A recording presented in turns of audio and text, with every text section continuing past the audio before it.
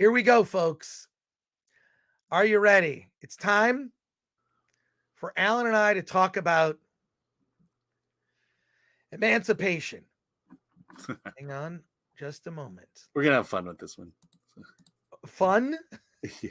Because I think we have two different opinions about it. Okay. Let's do it. Will Smith stars in Emancipation. It's a movie that's being released by Apple TV Plus. It is the story of a very famous slave named Peter who escapes his oppressors. He's being forced to work on a railroad. He's taken away from his family, and he is abused in horrific ways by his racist captors. And everything from every kind of torture you can possibly imagine: starvation, being whipped, being thrown in chains, being just degraded at every turn. This is an incredibly difficult movie to watch. It's also based on a real person, Peter, and what Will Smith calls one of the first viral photographs. What ended up happening, this slave named Peter escaped from his captors. And if you look at this is a real photo of the real person. And this is a very important photo because this slave, Peter, with these horrific scars on his back, this photo was taken just to show the savagery and the brutality of slavery in the South. This photograph was published in newspapers all over the world. And it basically, at the time, Britain was trying to choose a side. Britain, the UK, may have sided with, the South at that time. But once this photo was released and in newspapers all over across Europe, that changed the tide of the war. It changed people's opinions about what was being fought over. So it's very famous. Now, the events of the actual film Emancipation are an elaboration, an expansion upon the real man, Peter. But it's interesting what an important historical event this was. The fact that this photograph was taken, turned the tide in the war, and what this person in real life actually suffered. It is a brutal film to watch. This is a movie that's like a, it's you need to prepare yourself before you sit down to watch it. Scenes that could be right out of a horror movie. Okay. In fact, Apple, Alan and I attended a screening of it where there was a Q&A. The director, Antoine Fuqua, I'm probably pronouncing that incorrectly. No, that's right. You got it right. Is it Fuqua? Okay. Yeah. Antoine Fuqua said that Apple actually took it upon themselves to hire therapists for people on the set, for anyone, because what they were recreating was so horrific. A part of our, real dark history. Having said that, my friend Dante James, who I invited to the movie, did not want to attend. Dante James, his channel Verbal Riot, and I'm just going to paraphrase what he said. I'm not going to speak for him, but he said he's tired of these slave movies. There are other stories to tell about Black Americans. And I tend to agree. I feel like Hollywood has a weird obsession with telling a certain type of story. Like it repeats over and over again. Not that this film shouldn't be made, but what I'm saying is, and this is clearly, this movie is meant to win Oscars. As far as I know, did it receive any nominations last night from the Globes? No, it didn't. Not at all. Okay. None from the Globes, but the Oscars will yet to see. This is a movie made for Oscar consideration. This is an awards movie. This is this is a film intended with the intention to win awards, right? but I got to say it was really difficult to watch, and not something I ever have a desire to see again. And it also brings up another thing, a thought. When I see something like that, a movie like this, I'd almost rather see a documentary about the real person than the recreation. Now, I mean, look, you could make an entire movie about that photograph. You could make, I just prefer documentaries that are well researched and factually accurate documentaries, and something about that photo. I would have rather seen something like that than watch this film and live that experience. Alan, what did you think of Emancipation? Yeah, so I will say you know, I judge films based on what's thrown up on the screen. So, yeah, maybe there are too many slave movies, but at the same time, I've got to talk about this movie. One thing the big part of the plot you left out was the fact that he Peter here was stripped from his family on the plantation, moved to with other black male slaves to build railroads so that the South can move uh, cannons by train. And so it was the slaves who then were building the basically the weapons of mass destruction of that time. Yeah. And so that's what he was doing. They were pulling him out. They ripped him from his family, and that's the whole motivation of this story now, is for him to get back. And at one point, Peter leads a rebellion, um, and him and three other slaves run off together, and that's the bulk of the movie, is this chase, this cat and mouse chase. Um, yeah, and then midway through, when you think the story's over, it then becomes Saving Private Ryan, where it's where these now emancipated or captured slaves from the North are now told, you could stay where you are or you could help fight the war. And then Peter gets involved in the North, and it takes on a very grand scale battle, Civil War battle, that I've not seen in a long time in films. That's In terms not of this something like is how things are Glory. shot. What was it? Not since something like Glory. Yeah, I mean it's Saving Private Ryan at that point. So you have two films here, and I will say it's a very deep and reflective film. It's a violent film.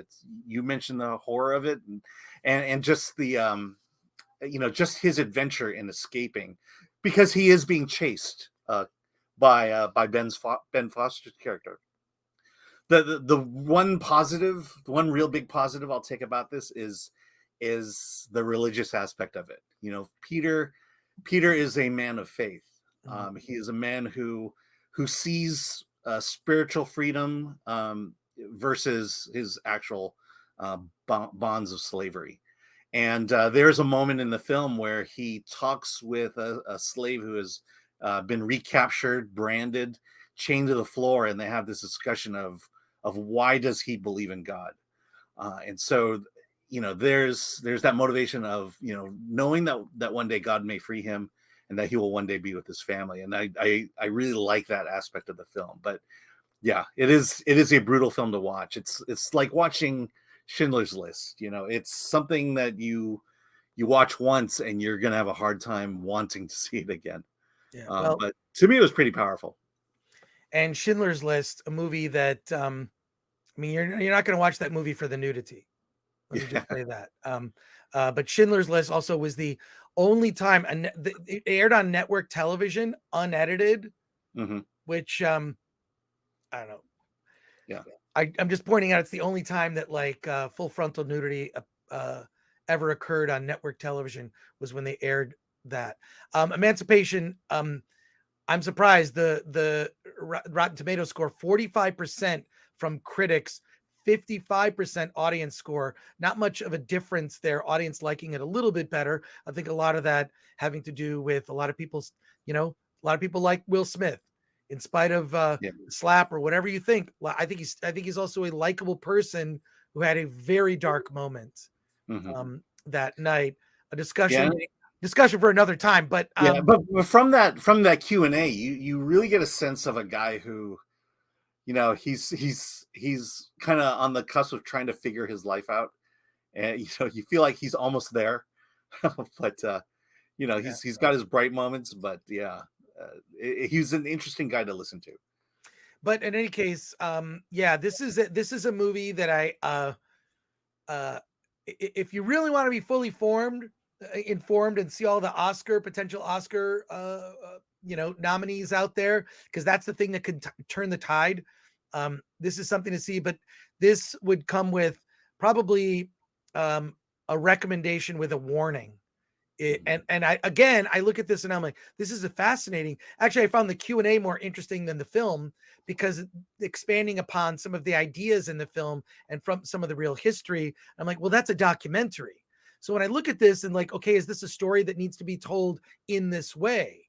Right. And I feel like this is a story better told with a documentary, with the real facts, because the filmmakers did fully admit, and I actually don't have a problem with the fact that they did this, that they made a sort of fictional story of this person, Peter, his life.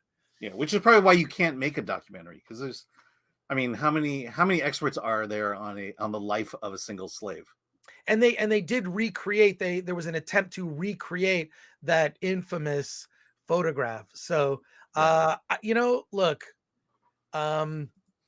is this part of Will Smith's comeback? I don't think this movie is going to be it.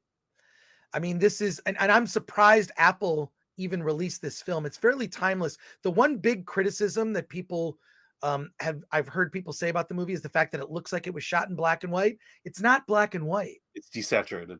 It's desaturated. Exactly. So I actually thought that was great. Yeah. I mean, it was interesting. Was great. Because they'll fly over the marshes and you can see a twinge of green kind of in there. And then anytime you saw fire, that it was orange. But it was, for the most part, it was desaturated. It was, I love the artistic choice of that. Yes, I like that artistic choice too. I thought that was very well done. At times it's very dark and it it sort of becomes almost like a bluish gray. I thought that was fantastic, but I've heard people criticize it for that. I disagree. I think that's one of the better creative choices of this film. Yeah. I will say, considering timing, or you brought up timing, the slap happened as they finished principal photography for. Are you kidding? Well, here's the problem with this. It should have been shelved. I think it should have been shelved. Let the controversy of Will Smith, let that play out over the next couple of years. I think Eddie Murphy did a huge favor for Will Smith last night at the Golden Globes, basically making a joke about that event. It was the biggest laugh of the evening. And it was something to kind of release the tension, because we had this horrible host. And I want to talk about that as we close out. Plus, we have that slap looming over us for almost a year now. Exactly. But it's I really, if it were up to, here's the problem is you spend tens of millions of dollars on a movie, you're not going to sit on it. It needs to play out. You need to, banks and companies and people with monetary interests are involved. What would have been best with this film is hold it for 2 years and release it then. Hold it for another year. To release it so quickly, here it is. It's out like 8 months after the Oscars. In November? Plus, it's an Apple Plus, so it was never going to go to the theaters anyway. Well, this movie should have been released in theaters. It should have been. It should have been. We were fortunate to see it in a theater. I think the problem, they should have sat on this film and released it at another time. And I don't know the reasons for wanting to release it now, but this movie is obviously it's going to do no business at the box office. It's not going to be a reason. I'm signing up for Apple TV Plus to see Emancipation. I don't think that's going to happen. So this is going to be one of those lost films that 2 months from now, you're going to mention this movie and no one's going to remember it. And I'm sorry to say that. I'm sorry. Unfortunately, Apple Plus, that's the track record. I mean, except for Ted Lasso, right? Who really talks about what comes out of Apple Plus? Well, they've been putting out some decent things. The problem, but we're not talking about it. That's the thing. That's exactly right. And there's also some terrible things like that. What was that Hillary Clinton show with her daughter? The Hillary Clinton show. She goes out and it's like, I just saw the trailer for it, and it looks.